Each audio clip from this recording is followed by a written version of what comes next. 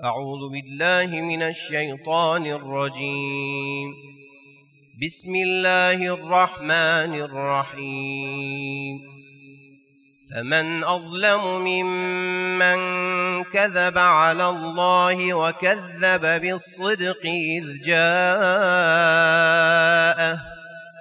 أليس في جهنم مثوى للكافرين والذي جاء بالصدق وصدق به أولئك هم المتقون لهم ما يشاءون عند ربهم ذلك جزاء المحسنين ليكفر الله عنهم أسوأ الذي عملوا ويجزيهم أجرهم بأحسن الذي كانوا يعملون أليس الله بكاف عبده ويخوفونك بالذين من دونه ومن يضلل الله فما له من هاد ومن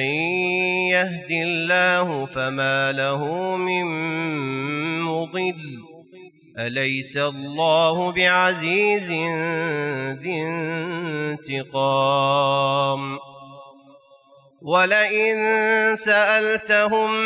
من خلق السماوات والأرض ليقولن الله قل أفرأيتم ما تدعون من دون الله إن أرادني الله بضر هل هن كاشفات ضره أو أرادني برحمة هل هن ممسكات رحمته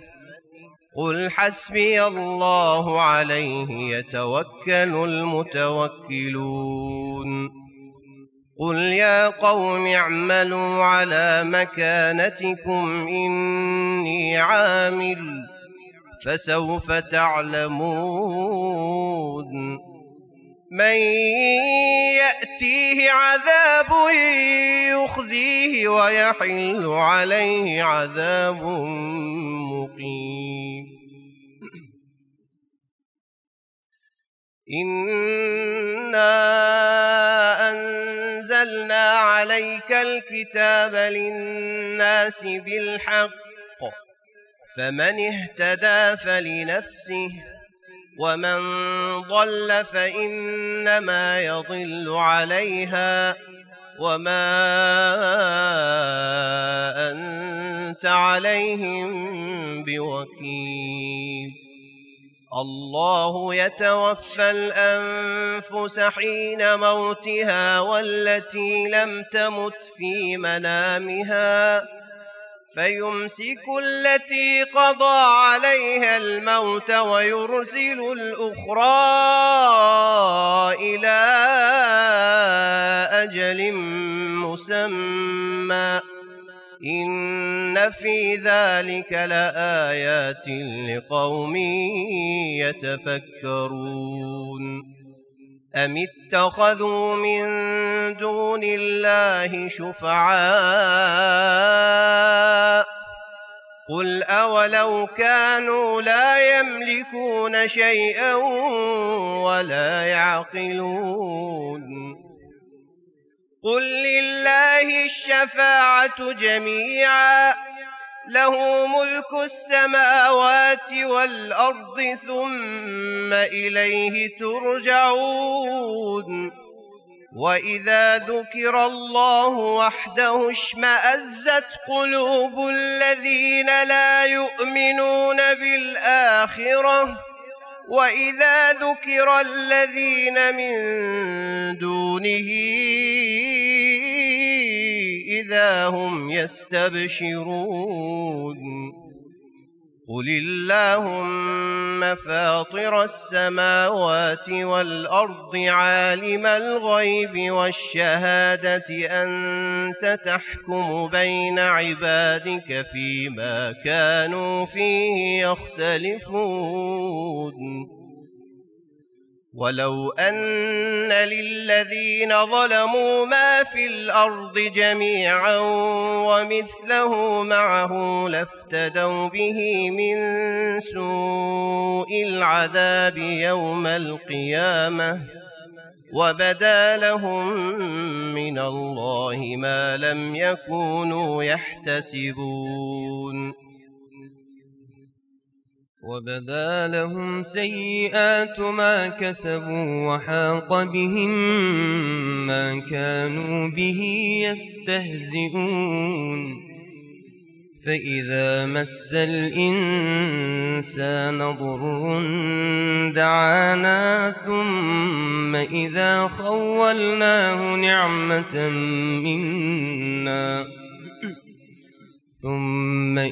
خولناه نعمة منا قال إنما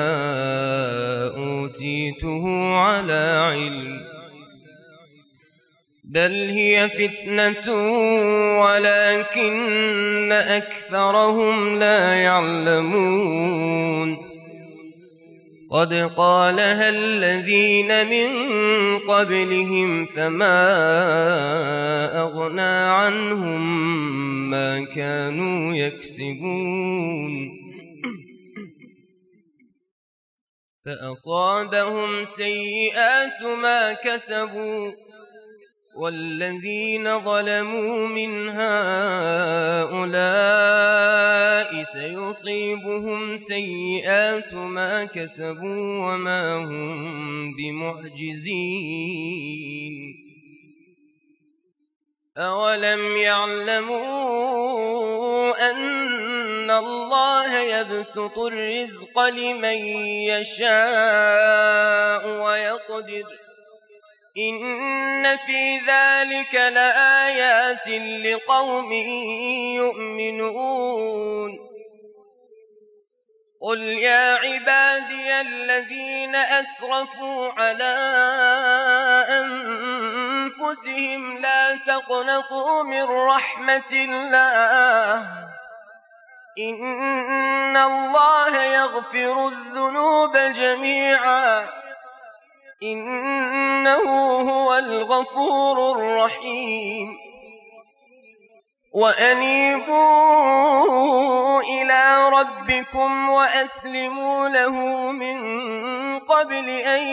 يأتيكم العذاب ثم لا تنصرون واتبعوا أحسن ما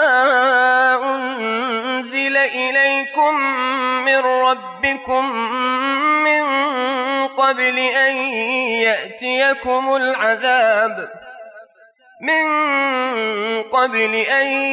يأتيكم العذاب بغتة وأنتم لا تشعرون أن تقول نفس يا حسرة على ما فرطت في جنب الله وإن كنت لمن الساخرين أو تقول لو أن الله هداني لكنت من المتقين أو تقول حين ترى العذاب لو أن لي كرة فأكون من المحسنين بلى قد جاءتك آياتي فكذبت بها واستكبرت وكنت من الكافرين ويوم القيامة ترى الذين كذبوا على الله وجوههم مسودة أليس في جهنم مثوى للمتكبرين وينجي الله الذين اتقوا بمفازتهم لا يمسهم السوء ولا هم يحزنون الله خالق كل شيء وهو على كل شيء وكيل له مقاليد السماوات والأرض والذين كفروا بآيات الله أولئك هم الخاسرون قل أفغير الله تأمروني أعبد أيها الجاهلون ولقد أوحي إليك وإلى الذين من قبلك لئن أشركت ليحبطن عملك ولتكونن من الخاسرين بل الله فاعبد وكن من الشاكرين وما قدروا الله حق قدره والأرض جميعا قبضته يوم القيامة والسماوات مطويات بيمينه سبحانه وتعالى عما يشركون ونفخ في الصور فصعق من في السماوات ومن في الأرض إلا من شاء الله ثم نفخ فيه أخرى فإذا هم قيام ينظرون وأشرقت الأرض بنور ربها ووضع الكتاب وجيء بالنبيين والشهداء وقضي بينهم بالحق وهم لا يظلمون ووفيت كل نفس ما عملت وهو أعلم بما يفعلون وسيق الذين كفروا إلى جهنم زمرا حتى إذا جاءوها فتحت أبوابها وقال لهم خزنتها ألم يأتكم رسل منكم يتلون عليكم آيات ربكم وينذرونكم لقاء يومكم هذا قالوا بلى ولكن حقت كلمة العذاب على الكافرين قيل ادخلوا أبواب جهنم خالدين فيها فبئس مثوى المتكبرين وسيق الذين اتقوا ربهم إلى الجنة زمرا حتى إذا جاءوها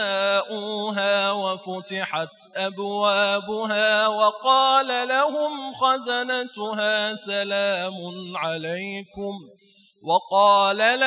خزنتها سلام عليكم طبتم فادخلوها خالدين وقالوا الحمد لله الذي صدقنا وعده وأورثنا الأرض نتبوأ من الجنة حيث نشاء فنعم أجر العاملين وترى الملائكة حافين من حول العرش يسبحون بحمد ربهم وقضي بينهم بالحق وقيل الحمد لله رب العالمين. بسم الله الرحمن الرحيم. حميم. تنزيل الكتاب من الله العزيز العليم. غافر الذنب وقابل التوب شديد العقاب ذي الطول. لا إله إلا هو إليه المصير. ما يجادل في آيات الله إلا الذين كفروا فلا يغررك تقلبهم في البلاد. كذبت قبلهم قوم نوح والأحزاب من بعدهم وهمت كل أمة برسولهم ليأخذوه وجادلوا بالباطل ليدحضوا به الحق فأخذتهم فكيف كان عقاب. وكذلك حقت كلمة ربك على الذين كفروا أنهم أصحاب النار. الذين يحملون العرش ومن حوله يسبحون بحمد ربهم ويؤمنون به ويستغفرون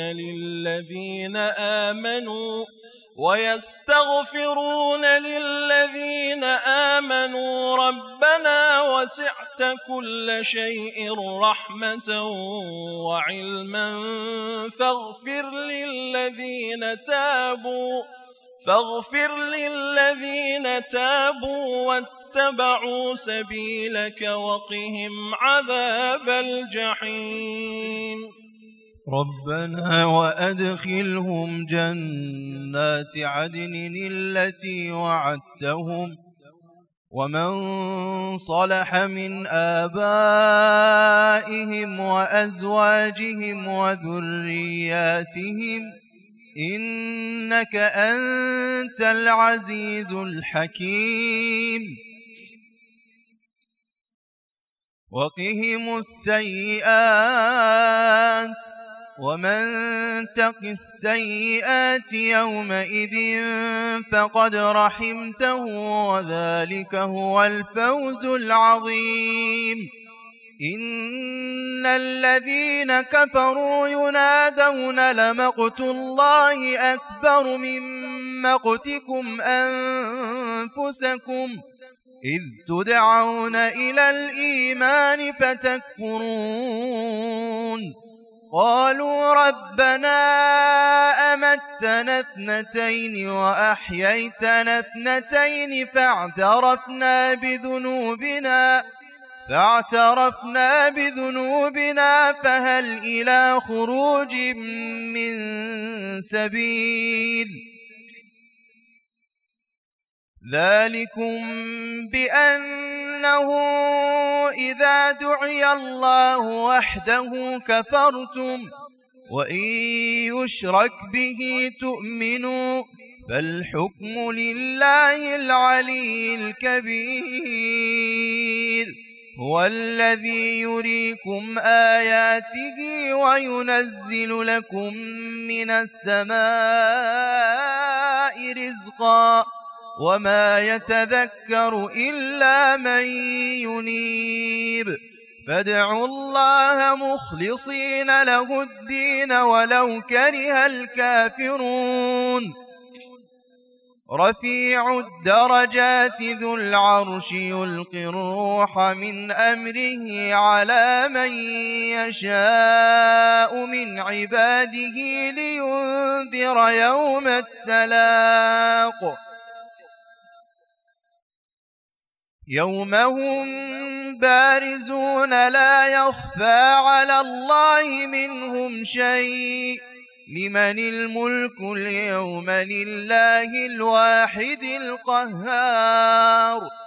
اليوم تجزى كل نفس بما كسبت لا ظلم اليوم إن الله سريع الحساب وأنذرهم يوم الآزفة إذ القلوب لدى الحناجر كاظمين ما للظالمين من حميم ولا شفيع يطاع يعلم خائنة الأعين وما تخفي الصدور والله يقضي بالحق والذين يدعون من دونه لا يقضون بشيء إن الله هو السميع البصير أولم يسيروا في الأرض فينظروا كيف كان عاقبة الذين كانوا من قبلهم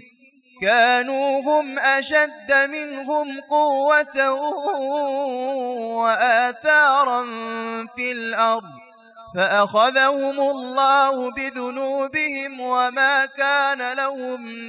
من الله من واق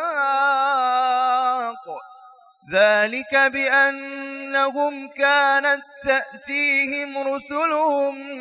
بالبينات فكفروا فأخذهم الله إنه قوي شديد العقاب ولقد أرسلنا موسى بآياتنا وسلطان مبين إلى فرعون وهامان وقارون فقالوا ساحر كذاب فلما جاءهم بالحق من عندنا قالوا اقتلوا أبناء الذين آمنوا معه واستحيوا نساءهم وما كيد الكافرين إلا في ضلال وقال فرعون ذروني أقتل موسى وليدع ربه إني أخاف أن يبدل دينكم أو أن يظهر في الأرض الفساد وقال موسى إني عذت بربي وربكم من كل متكبر لا يؤمن بيوم الحساب وقال رجل مؤمن من آل فرعون يكتم إيمانه أتقتلون رجلا أن يقول ربي الله وقد جاءكم بالبينات من ربكم وإن يك كاذبا فعليه كذبه وإن يك صادقا يصبكم بعض الذي يعدكم إن الله لا يهدي من هو مسرف كذاب يا قوم لكم الملك اليوم ظاهرين في الأرض فمن ينصرنا من بأس الله إن جاءنا قال فرعون ما أريكم إلا ما أرى وما أهديكم إلا سبيل الرشاد وقال الذي آمن يا قوم إني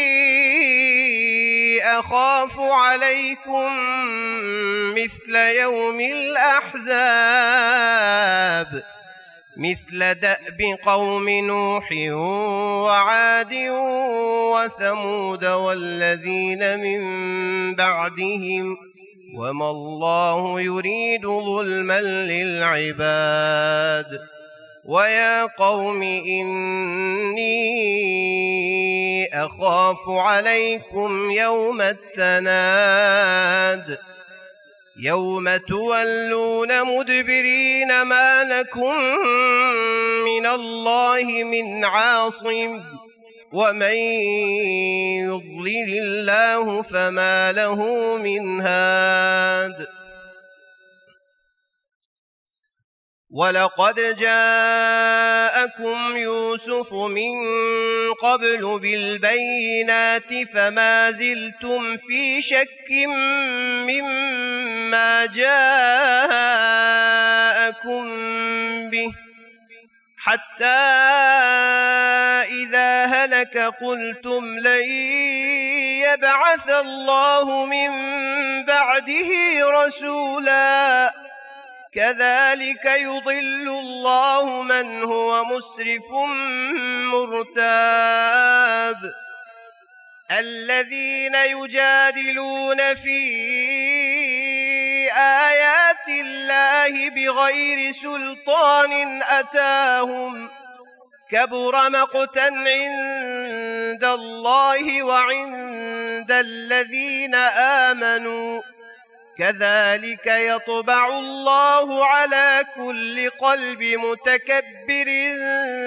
جبار وقال فرعون يا هامان ابن لي صرحا لعلي أبلغ أسباب السماوات فأطلع إلى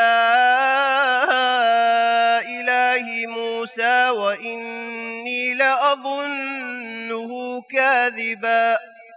وكذلك زين لفرعون سوء عمله وصد عن السبيل وما كيد فرعون إلا في تباب وقال الذي آمن يا قوم اتبعون أهدكم سبيل الرشاد يا قوم إنما هذه الحياة الدنيا متاع وإن الآخرة هي دار القرار من عمل سيئة فلا يجزى إلا مثلها ومن عمل صالحا من ذكر أو أنثى وهو مؤمن فأولئك يدخلون الجنة يرزقون فيها بغير حساب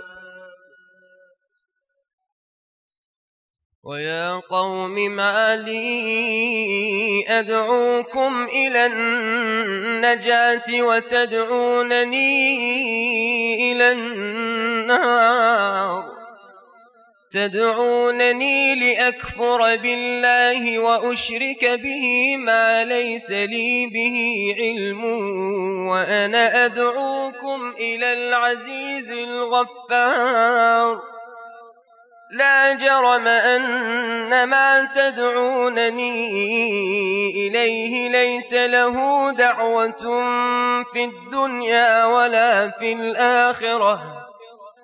وأن مردنا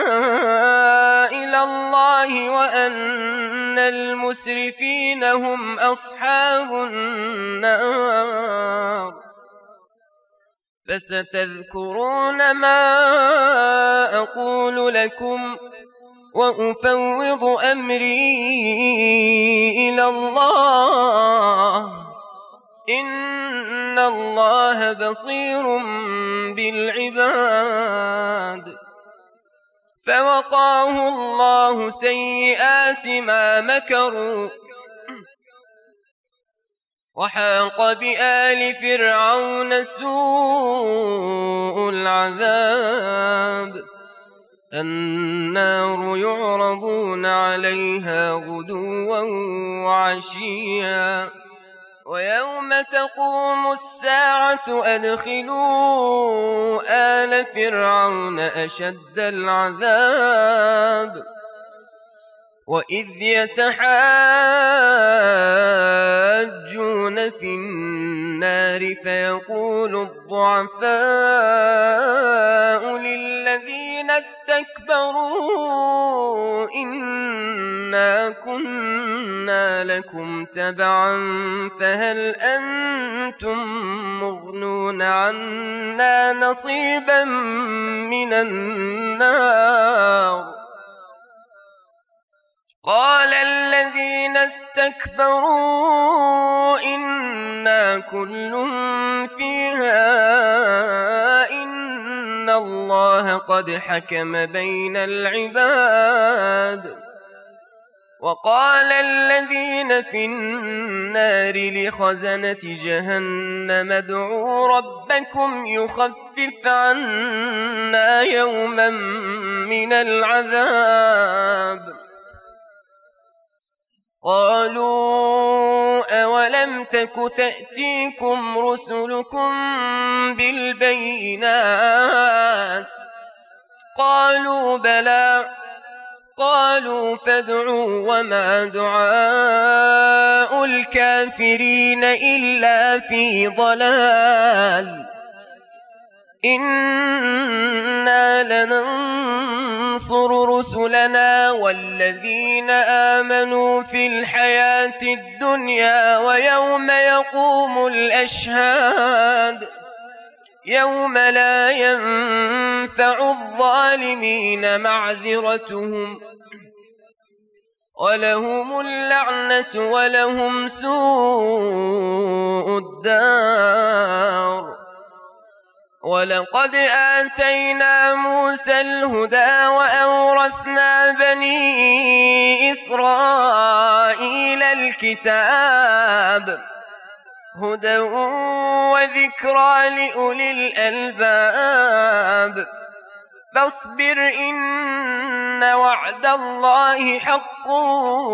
واستغفر لذنبك وسبح بحمد ربك بالعشي والإبكار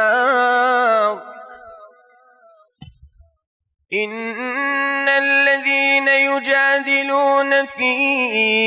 آيات الله بغير سلطان أتاهم إن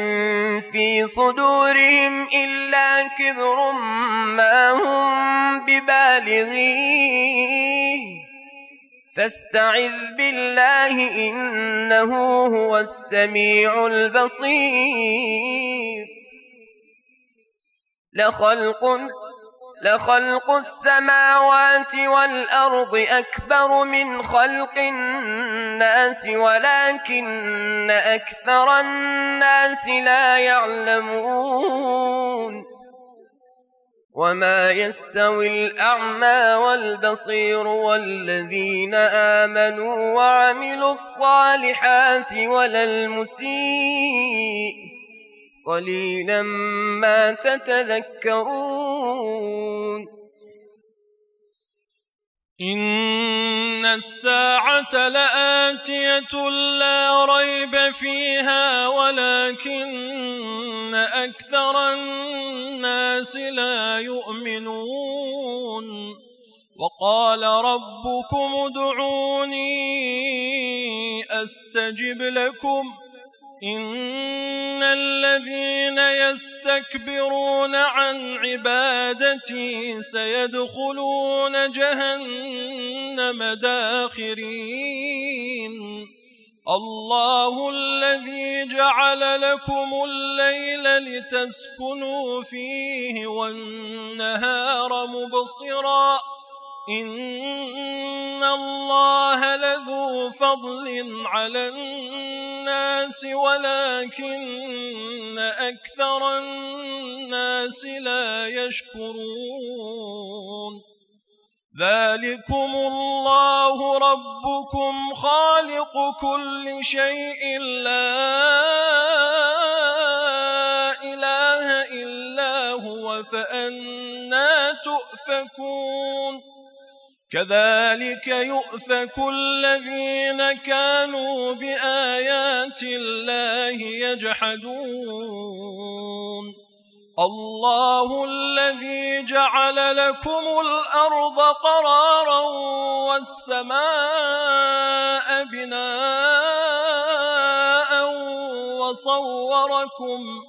وصوركم فأحسن صوركم ورزقكم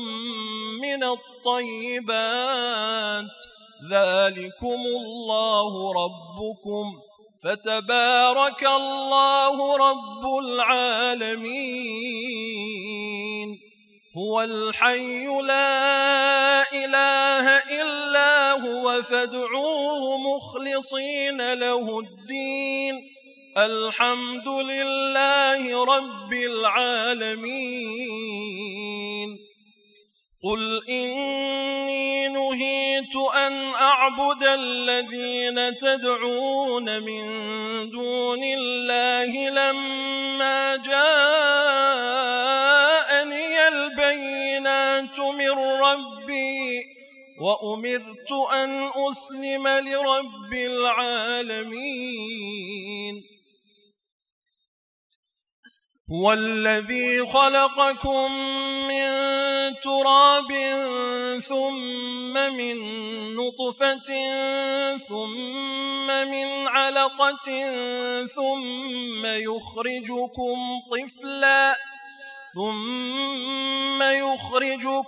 طفلا ثم لتبلغوا أشدكم ثم لتكونوا شيوخا ومنكم من يتوفى من قبل ولتبلغوا أجلا مسمى ولعلكم تعقلون هو الذي يحيي ويميت فإذا قضى أمرا فإنما يقول له كن فيكون ألم تر إلى الذين يجادلون في آيات الله أنى يصرفون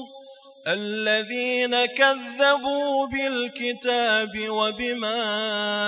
أرسلنا به رسلنا فسوف يعلمون إذ الأغلال في أعناقهم والسلاسل يسحبون في الحميم ثم في النار يسجرون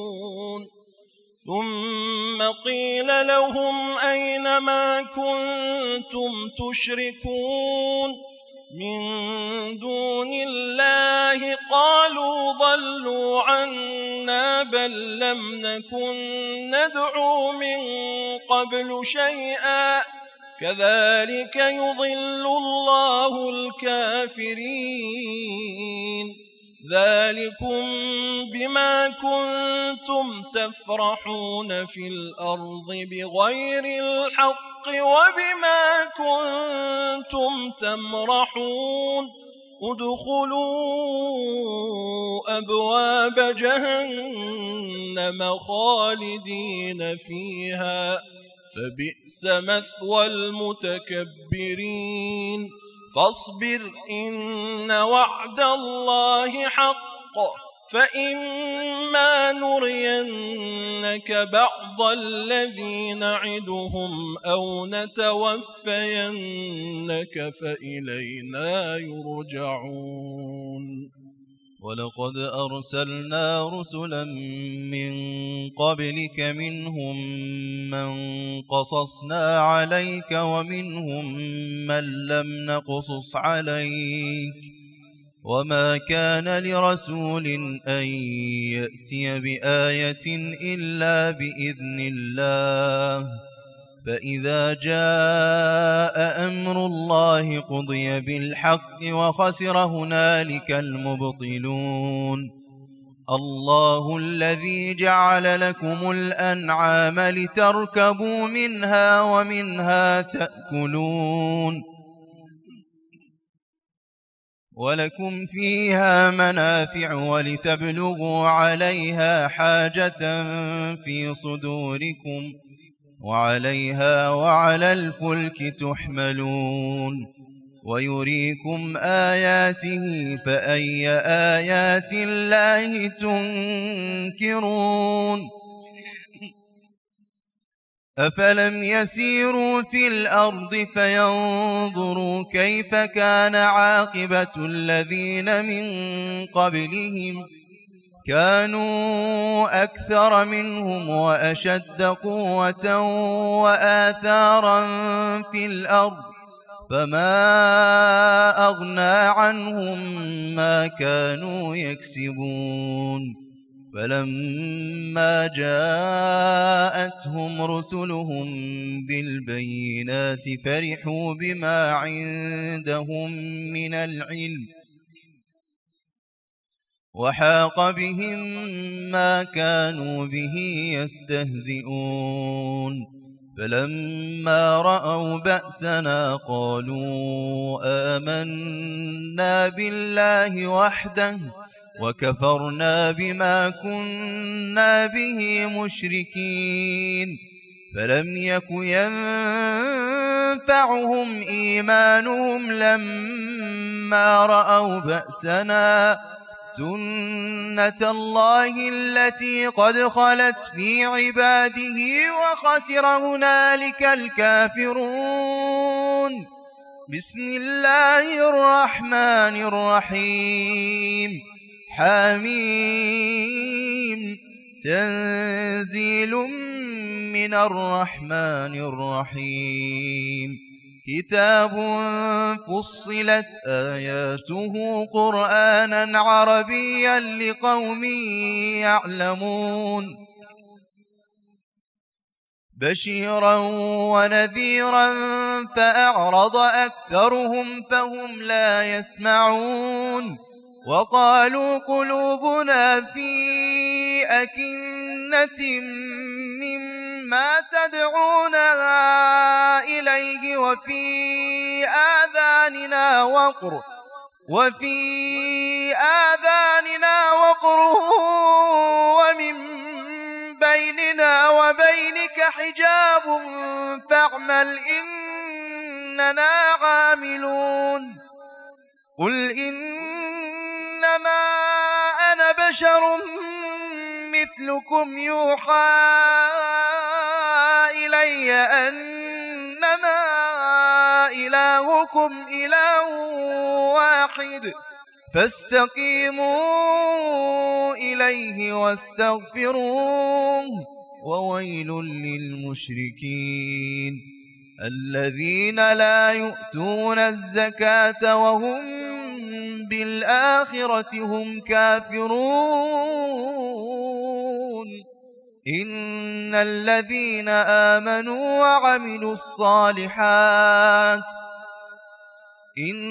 الذين آمنوا وعملوا الصالحات لهم أجر غير ممنون قل أئنكم لتكفرون بالذي خلق الأرض في يومين وتجعلون له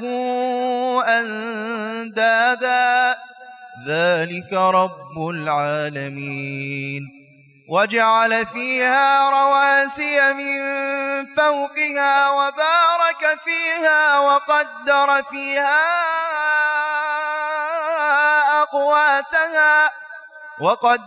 فيها أقواتها في 4 أيام سواء للسائلين ثم استوى إلى السماء وهي دخان فقال لها فقال لها وللأرض ائتيا طوعا أو كرها قالتا أتينا طائعين فقضاهن 7 سماوات في يومين وأوحى في كل سماء أمرها وزينا السماء الدنيا بمصابيح وحفظا ذلك تقدير العزيز العليم فإن أعرضوا فقل أنذرتكم صاعقة مثل صاعقة عاد وثمود إذ جاءتهم الرسل من بين أيديهم ومن خلفهم ألا تعبدوا إلا الله قالوا لو شاء ربنا لأنزل ملائكة فإنا بما أرسلتم به كافرون فأما عاد فاستكبروا في الأرض بغير الحق وقالوا من أشد منا قوة أولم يروا أن الله الذي خلقهم هو أشد منهم قوة وكانوا بآياتنا يجحدون فأرسلنا عليهم ريحا صرصرا في أيام نحسات لنذيقهم عذاب الخزي في الحياة الدنيا ولعذاب الآخرة أخزى وهم لا ينصرون وأما ثمود فهديناهم فاستحبوا العمى على الهدى فأخذتهم صاعقة العذاب الهون بما كانوا يكسبون ونجينا الذين آمنوا وكانوا يتقون ويوم يحشر أعداء الله إلى النار فهم يوزعون حتى إذا ما جاءوها شهد عليهم سمعهم وأبصارهم وجلودهم بما كانوا يعملون وقالوا لجلودهم لم شهدتم علينا قالوا أنطقنا الله الذي أنطق كل شيء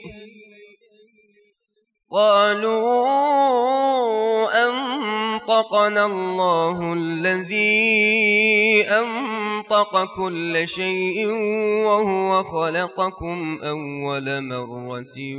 وإليه ترجعون وما كنتم تستترون أن يشهد عليكم سمعكم ولا أبصاركم ولا جلودكم ولكن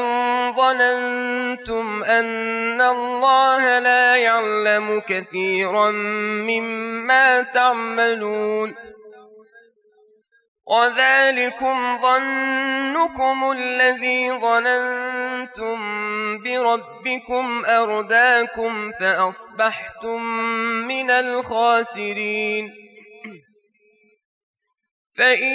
يصبروا فالنار مثوى لهم وإن يستعتبوا فما هم من المعتبين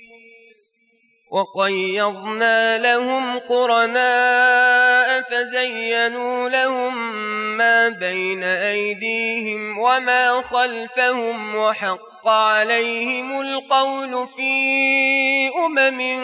قد خلت من قبلهم من الجن والإنس إنهم كانوا خاسرين. وقال الذين كفروا لا تسمعوا لهذا القرآن والغوا فيه لعلكم تغلبون فلنذيقن الذين كفروا عذابا شديدا ولنجزينهم أسوأ الذي كانوا يعملون ذلك جزاء أعداء الله النار لهم فيها دار الخلد جزاء بما كانوا بآياتنا يجحدون. وقال الذين كفروا ربنا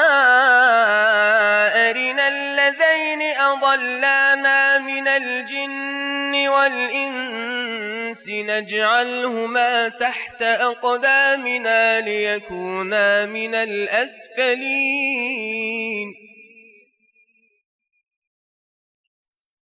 إن الذين قالوا ربنا الله ثم استقاموا تتنزل عليهم الملائكة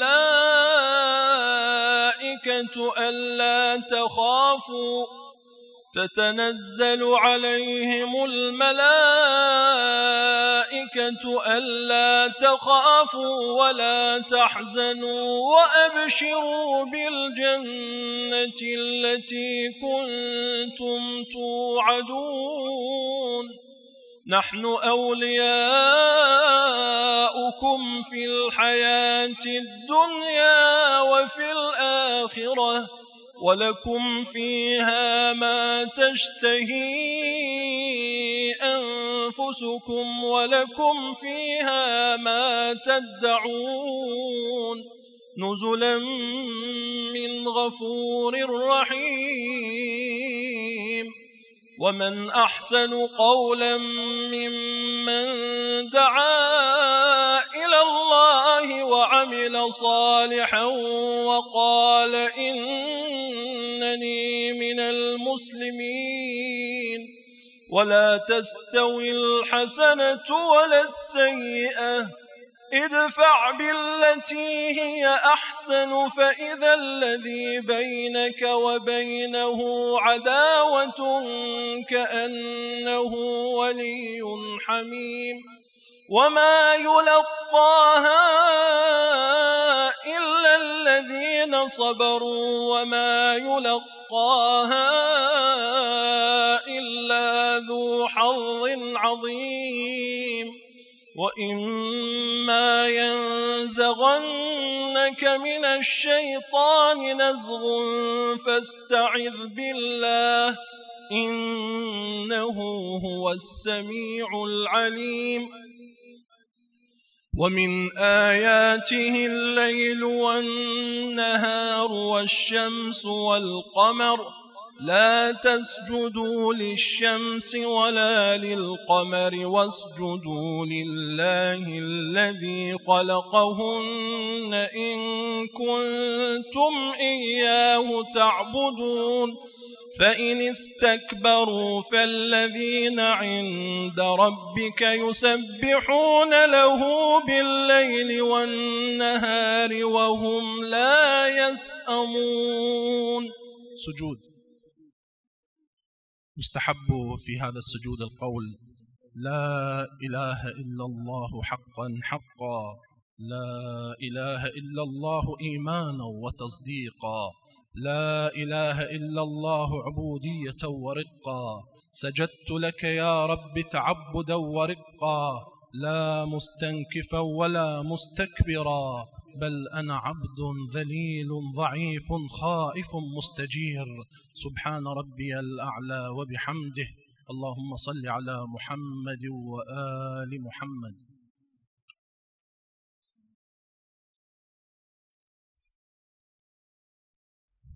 أعوذ بالله من الشيطان الرجيم. ومن آياته أنك ترى الأرض خاشعة فإذا أنزلنا عليها الماء اهتزت وربت إن الذي أحياها لمحيي الموتى إنه على كل شيء قدير. إن الذين يلحدون في آياتنا لا يخفون علينا أفمن يلقى في النار خير أم من يأتي آمنا يوم القيامة اعملوا ما شئتم إنه بما تعملون بصير.